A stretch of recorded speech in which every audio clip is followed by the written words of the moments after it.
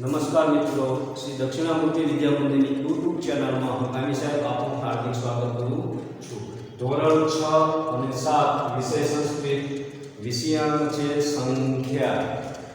તો દરેક વિષયમાં એટલે કે આપણે આજે ધોરણ 6 માં વિષયમાં પ્રવેશ કરતા એટલે કે આપણે છઠ્ઠા ધોરણથી સંસ્કૃત ભણવાનું આવે છે।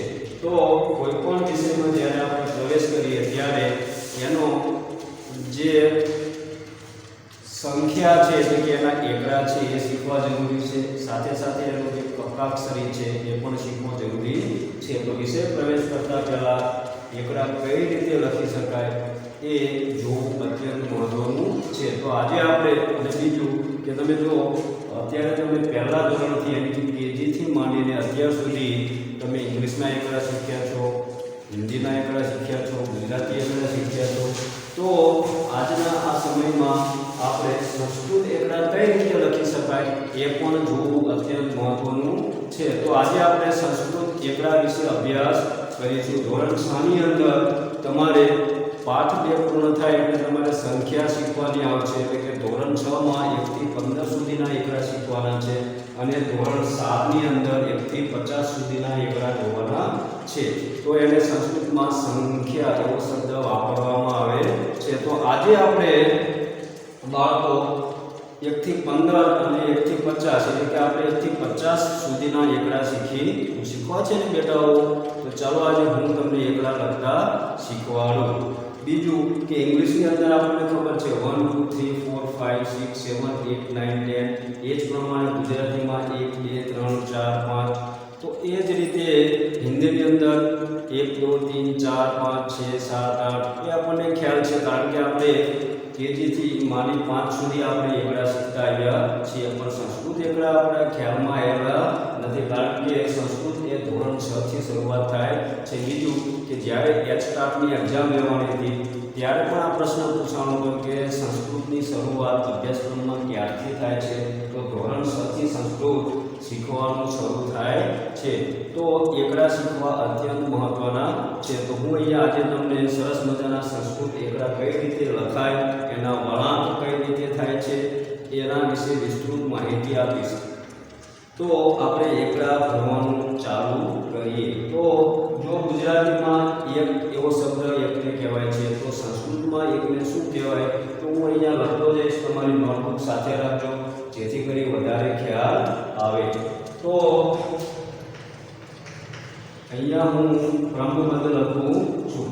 તો એકડો એટલે કે આ એક છે સંસ્કૃતમાં, એને સંસ્કૃતમાં એકમ કહેવાય છે અને એને ગુજરાતીમાં આપણે એક કહીશું। એકમ એટલે એક, આ એ સંસ્કૃતમાં એકડો આ રીતે લખાય છે, એનું ઉચ્ચારણ થાય છે એકમ, એને કહેવાય એક। પછી બે, એને સંસ્કૃતમાં કહેવાય છે બે, ગુજરાતીમાં એને કહેવાય છે બે, એટલે કે દ્વે, એકમ દ્વે। ત્રણ ને સંસ્કૃતમાં કહેવાય છે ત્રીણી, ખાસ ધ્યાન રાખજો ત્રીણી, એને ગુજરાતીમાં કહેવાય છે ત્રણ, એટલે કે એકમ દ્વે ત્રીણી। હવે આપણે ચાર પર જઈએ એટલે કે ચાર ને સંસ્કૃતમાં શું કહેવાય છે? ચત્વારી, ખાસ ધ્યાન રાખજો ચત્વારી, એટલે કે ચાર। તો એકમ એટલે એક, દ્વે એટલે બે, ત્રીણી એટલે ત્રણ, ચત્વારી એટલે કે ચાર। તો જે 6 ધોરણની અંદર 15 સુધી એકડા આવે છે, પરીક્ષામાં 2 માર્કના એકડા પૂછાય છે, કોઈ પણ પ્રમાણે પૂછાય, ક્યારેક અહીંયા શબ્દ પણ આપેલો હોય છે, ક્યારેક અંક પણ આપેલો હોય છે। તો 4 લખેલા હોય, સામે કીધું હોય છે કે 4 ને શું કહેવાય સંસ્કૃતમાં? તો ચત્વારી કહેવાય છે, 3 ને ત્રીણી કહેવાય છે। પછી આવે પંચ એટલે કે 5, પંચ તો એને 5 કહેવાય। પછી આવે 6 એટલે કે 6, ખાસ ધ્યાન રાખજો એના જે વળાંક છે તે 6 એટલે કે 6। પછી આવે 7 એટલે કે 7,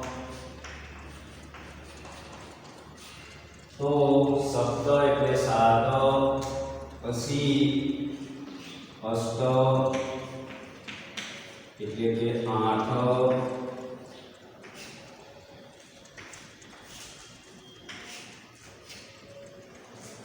અષ્ટ એટલે કે 8 જો 9 શબ્દ ધ્યાન રાખવાનું છે તો 9 એટલે કે 9 10 એટલે કે 10 હવે છે 10 સુધીના જે આ એકડા છે એકાદશ એટલે કે 11 દ્વાદશ જો દ્વાદશ ને કહેવાય 12 યજ્ઞ કહેવાય ત્રયોદશ એટલે કે 13 ચતુર્દશ એટલે કે 14 અને પંચોદશ એટલે કે 15 તો ધોરણ 6 ની અંદર આપણે 1 થી 15 એકડા ભણવાના છે અને ધોરણ 7 માં તમે આવશો ત્યારે તમારે 1 થી 50 સુધી એકડાનો અભ્યાસ કરવાનો છે પણ આજે આપણે મિત્રો એક સાથે 1 થી 50 સુધીના એકડાનો અભ્યાસ કરીશું તો અહીંયા હું ઉચ્ચારણ કરીશ અને સાથે સાથે હું ગુજરાતી પણ કરતો જઈશ ખાસ ધ્યાન રાખજો એના જે વળાંક છે જે એની સંખ્યા છે એના શબ્દો છે એ ખાસ ધ્યાન રાખવાના છે તો એક એને કહેવાય એકમ એનું ગુજરાતી થાય એક દ્વે એટલે કે 2 ત્રીણી એટલે કે 3 ચત્વારી એટલે કે 4 પંચ એટલે કે 5 છઠ એટલે કે 6 સપ્ત એટલે કે 7 અષ્ટ એટલે કે 8 નવ એટલે કે 9 દસ એટલે કે 10 એકાદશ એટલે કે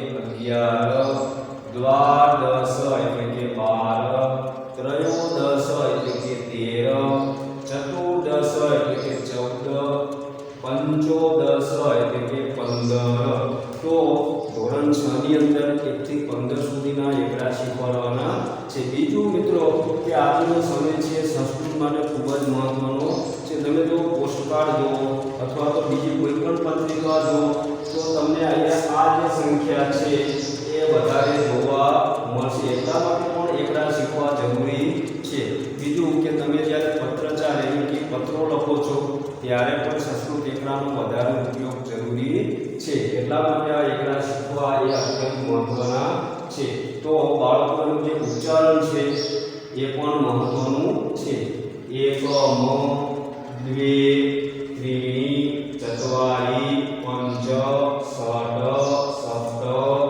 અષ્ટ નવ દસ એકાદશ દ્વાદશ ત્રયોદશ ચતુર્દશ પંચોદશ એટલે કે 1 થી 15 સુધીના જે એકડા છે એ ધોરણ 6 માં અભ્યાસ કરવાનો છે તો આ ધોરણ 6 વાળાએ દરેક 1 થી 15 સુધીના જે એકડા છે એને 3 વાર તમારે નોટબુકમાં લખવાના છે અને એને કંઠસ્થ કરવાના છે જે હવે આગળના એકડા છે આપણે ધીમે ધીમે ભણીએ તો એને તરફ આપણે જઈએ હવે 15 પછી આવે 16 તો 16 ને સંસ્કૃતમાં શું કહેવામાં આવે છે એ જોવાનું છે તો 16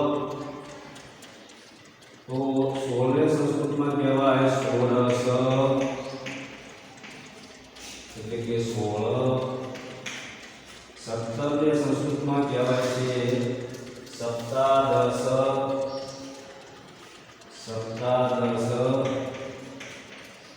આજ્ઞા સપ્તાદશ એટલે કે 17 18 ને સંસ્કૃતમાં કહેવાય છે અષ્ટાદશ એટલે કે 18 19 ને સંસ્કૃતમાં કહેવાય છે નવદશ અથવા નવદશ કોઈ પણ શબ્દો વાપરી શકો છો નવદશ એટલે કે 19 20 ને સંસ્કૃતમાં કહેવાય છે વિવસંધિ ખાસ ધ્યાન રાખજો વિવસંધિ તો વિવસંધિ એટલે કે 20 નું એનું ઉચ્ચારણ 16 એટલે કે 16 સપ્તાદશ એટલે કે 17 અષ્ટાદશ એટલે કે 18 નવદશ અથવા નવાદશ એટલે કે 19 વિવસંધિ એટલે કે 20 તો આ 1 થી 20 સુધીના એકડા થયા 16 એટલે કે 16 સપ્તાદશ એટલે કે 17 અષ્ટાદશ એટલે કે 18 નવદશ એટલે કે 19 અને વિવસંધિ એટલે કે 20 હવે આપણે આગળ જઈએ 20 થી પછી આવે 21 તો 21 ને સંસ્કૃતમાં શું કહેવાય 21 ને કહેવાય એક વિવસંધિ તો આ સરળ છે ખાલી આગળ 1 2 થી ઉમેરતા જવાનું છે એક વિવસંધિ એટલે કે 21 22 ને સંસ્કૃતમાં કહેવાય છે દ્વિવિવસંધિ એટલે કે 22 23 ને સંસ્કૃતમાં કહેવાય છે ત્રિવિવસંધિ એટલે કે 23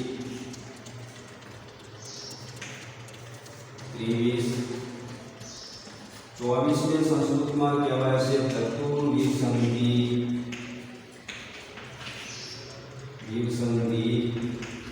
એટલે કે 24 25 ને સંસ્કૃતમાં કહેવાય પંચવિવસંધિ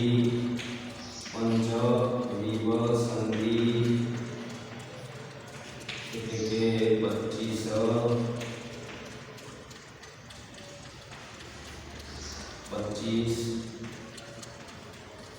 26 ને સંસ્કૃતમાં કહેવાય છે શતવિવસંધિ એટલે કે 26 શતવિવસંધિ એટલે કે 26 27 ને સંસ્કૃતમાં કહેવાય છે સપ્તવિવસંધિ એટલે કે 27 સપ્તવિવસંધિ એટલે કે 27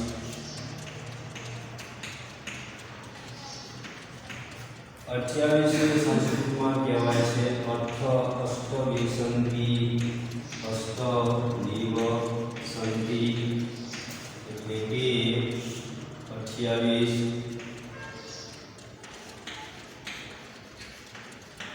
29 ને સંસ્કૃતમાં કહેવાય છે 29 ને કહેવાય છે નવવિવસંધિ એટલે કે 29 અને 30 ને ખાસ ધ્યાન રાખવાનું છે 30 માટે શબ્દ છે ત્રિવસંત ખાસ ધ્યાન રાખજો ત્રિવસંત એટલે કે 30 જે રીતે 20માં શબ્દ આવ્યો વિવસંધિ તો વિવસંધિને આપણે 20 કહીએ છીએ તો એ પ્રમાણે ત્રિવસંત એટલે 30 માટે શબ્દ છે ત્રિવસંત તો ત્રિવસંત એક ઉપરથી આપણને ખ્યાલ આગળના 40 સુધીના એકડા ખ્યાલ આવે તો વિવસંધિ ઉપરથી તમે જો અહીંયા મિત્રો ખાલી એટલું જ યાદ કરવાનું છે આગળ 1 દ્વિ ચતુર્પંચ સપ્ત અષ્ટ નવ તો આગળ આપણને પાછળ શબ્દ આપણે યાદ કરવાનો 20 ના એટલે કે વિવસંધિ તો આટલું સિમ્પલ અને સરળ એકડા છે અને ક્રમમાં પણ ખૂબ જ મહત્વના છે અને આજના વ્યવહારમાં પણ આ એકડા ખૂબ જ મહત્વના છે તો ત્રિવસંત તો હું અહીંયા ઉચ્ચારણ કરતો જઈશ અને તમે મિત્રો ધ્યાન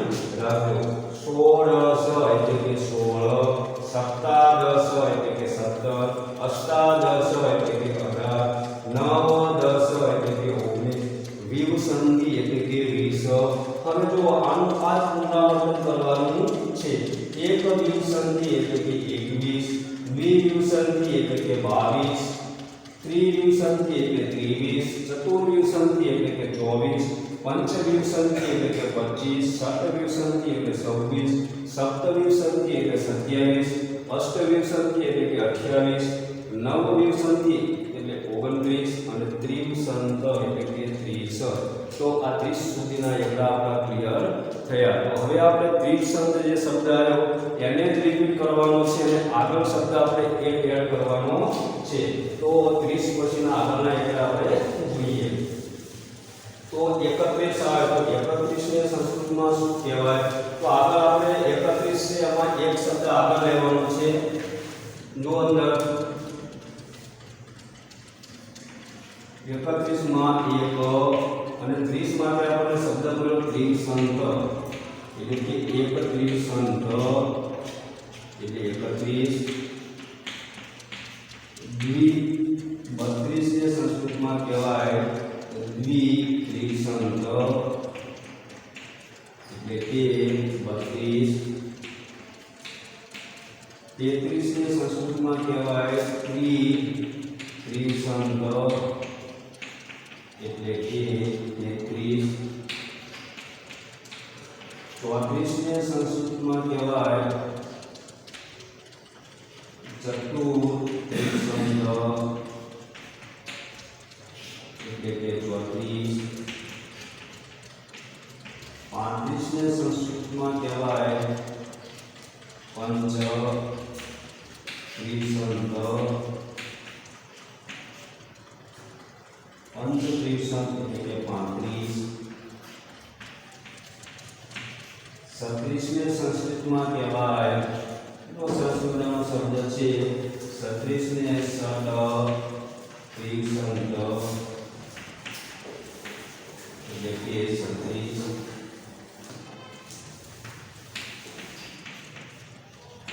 37 ને સંસ્કૃતમાં કહેવાય સપ્તત્રિશંત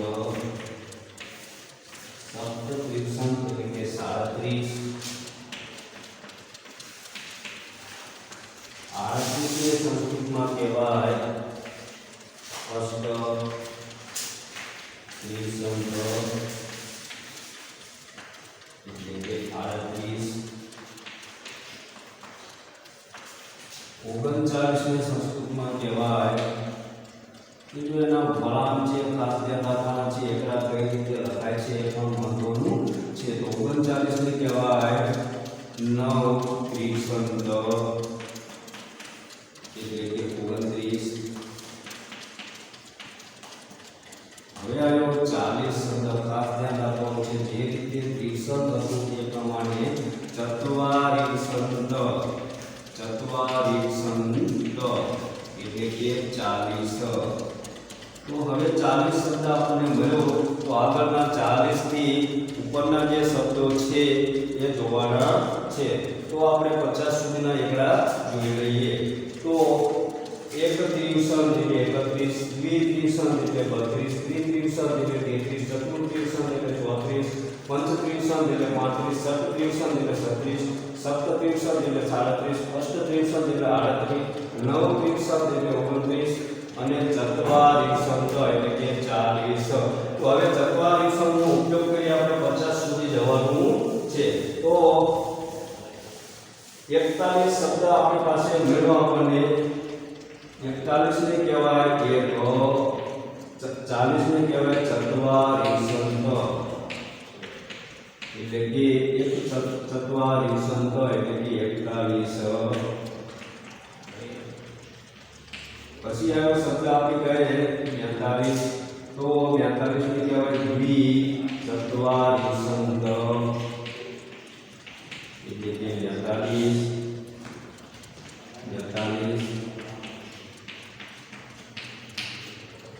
43 ને સંસ્કૃતમાં કહેવાય દ્વિચત્વારિશંત એટલે કે 43. 44 ને સંસ્કૃતમાં કહેવાય ચતુર્ચત્વારિશંત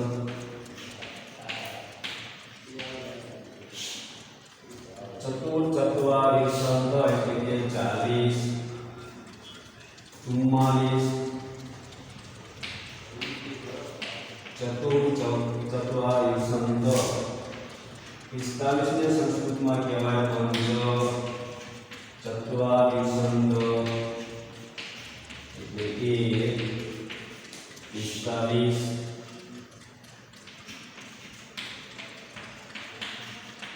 46 ने संस्कृत में कहेवाय चतुर्चत्वारिंशत्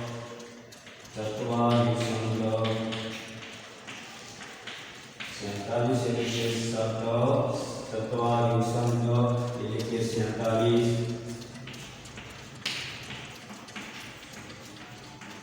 47 ने संस्कृत में कहेवाय सप्तचत्वारिंशत् 47 એટલે કે 47 48 ने संस्कृत में कहेवाय अष्टचत्वारिंशत् એટલે કે 48 49 ने संस्कृत में कहेवाय नवचत्वारिंशत् 49 એટલે કે 49 અને 50 શબ્દ આપણે અહીંયા પેલો 50 ને કહેવાય 50 એટલે કે 50 તો આ 1 થી 50 સુધીના જે આપણા એકડા હતા એ છે નો ઉચ્ચારણ એક ચત્વારિંશत् એટલે 41 દ્વિચત્વારિંશत् એટલે 42 ત્રિચત્વારિંશत् એટલે 43 ચતુર્ચત્વારિંશत् એટલે 44 पंचचत्वारिंशत् એટલે 45 षट्चत्वारिंशत् એટલે 46 सप्तचत्वारिंशत् એટલે 47 अष्टचत्वारिंशत् એટલે 48 नवचत्वारिंशत् એટલે 49 અને 50 ને કહેવાય 50 એટલે કે 50 હવે તમારે આગળનો જ્યારે અભ્યાસ કરવો હોય તો 60 ને કહેવાય ષષ્ઠી તો ષષ્ઠી પછી આગળ તમારે જોવું હોય તો એક ષષ્ઠી દ્વિષષ્ઠી 70 આવો તો 70 ને કહેવાય સપ્તતી 80 માં તમારે આવવું હોય તો 80 કહેવાય 80 90 ને તમારે કહેવું હોય તો 90 અને જે 100 શબ્દ છે એને કહેવાય 57 તો આ 1 થી 6 સુધીના એકડા શીખવાની રીત છે 1 થી 50 સુધી આવડે तो 60 70 80 અને 90 અને 100 ષષ્ઠી સપ્તતી 80 90 અને 57 તો આ જે એકડા છે 1 થી 50 સુધીના એકડા એ તમારે હોમવર્કની અંદર 3 વાર લખવાના છે અને એને કંઠસ્થ કરવાના છે બીજું કે એના જે વળાંક છે એ ખાસ ધ્યાન રાખવાના છે ક્રમ જે છે 1 2 3 એ પણ તમારે સાથે લખવાનું છે પછી આ સંખ્યા લખવાની છે અને એનું ગુજરાતી કરવાનું છે एकम द्वे त्रीणि चत्वार पंच षट् सप्त अष्ट नव दस एकादश द्वादश त्रयोदश चतुर्दश पंचदश षोडश सप्तादश अष्टादश नवदश विंशति एक विंशति द्विविंशति त्रिविंशति चतुर्विंशति पंचविंशति षट्विंशति सप्तविंशति अष्टविंशति त्रिंशत् एक त्रिंशत् द्वित्रिंशत् त्रित्रिंशत् चतुर्त्रिंशत् पंचत्रिंशत् षट्त्रिंशत् सप्तत्रिंशत् अष्टत्रिंशत् नवत्रिंशत् चत्वारिंशत् एक चत्वारिंशत् द्विचत्वारिंशत् त्रिचत्वारिंशत् चतुर्चत्वारिंशत् पंचचत्वारिंशत् षट्चत्वारिंशत् सप्तचत्वारिंशत् अष्टचत्वारिंशत् नवचत्वारिंशत् અને 50 તો આ એનું ઉચ્ચારણ છે તો મિત્રો આ વિડિયો તમને ગમ્યો હોય તો લાઈક કરજો શેર કરજો જય હિન્દ જય ભારત।